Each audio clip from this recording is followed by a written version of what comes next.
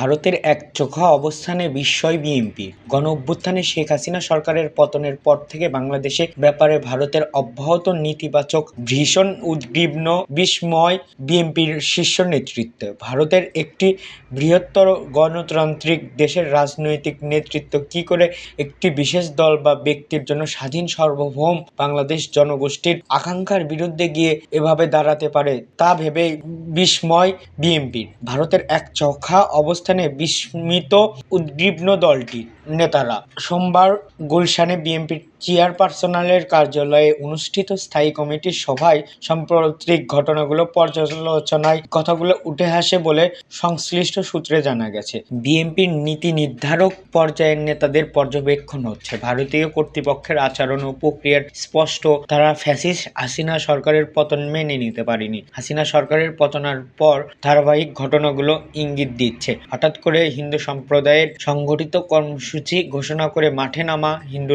ধর্মাবলম্বী একটি জোটের নেতা চিন্ময় দাসের গ্রেপ্তারকে কেন্দ্র করে আইনজীবী হত্যা, জাতিসংঘের শান্তি রক্ষা মিশনে পাঠাতে পশ্চিমবঙ্গের মুখ্যমন্ত্রী মমতা বন্দ্যোপাধ্যায়ের ভারতের কেন্দ্রীয় সরকারের কাছে আর্জি জানানো, সর্বশেষ আগরতলায় বাংলাদেশের সহকারী হাইকমিশনারে ঘটনাগুলো পরিকল্পিত।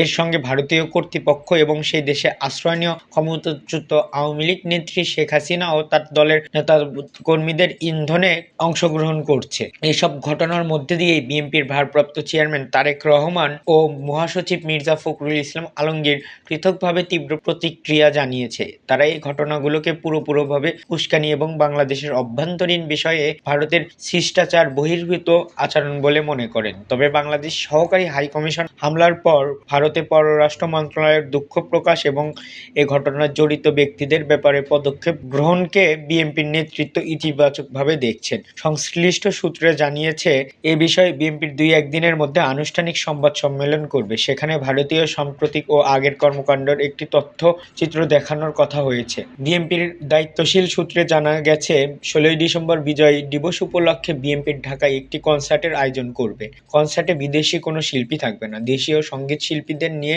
কনসার্ট হবে। জাঁকজমকভাবে এটি পরিবহন করা হবে। এদিকে বিজয় দিবস উপলক্ষে বৈষম্য বিরোধী ছাত্র শিক্ষার্থীদের ইকোস অফ রেভলিউশন শিরোনামে এক দাতব্য কনসার্ট হবে।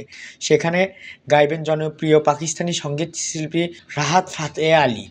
স্থায়ী কমিটির সভাপতি এ বিষয়ে কনসার্টের আলোচনা করা হয়। এছাড়া 21শে আগস্ট গ্রেনেড হামলার রায়ে সংশ্লিষ্ট প্রকাশ হওয়া বিএনপির স্থায়ী কমিটি সবার নেতৃত্ব দেবেন।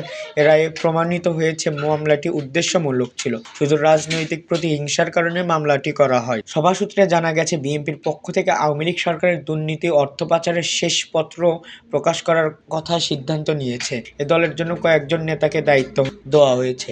এতক্ষণ আমাদের সাথে থাকার জন্য ধন্যবাদ। পরবর্তী আপডেট পেতে আমাদের চ্যানেলটি সাবস্ক্রাইব করে পাশে থাকা বেল আইকনটি বাজিয়ে রাখুন।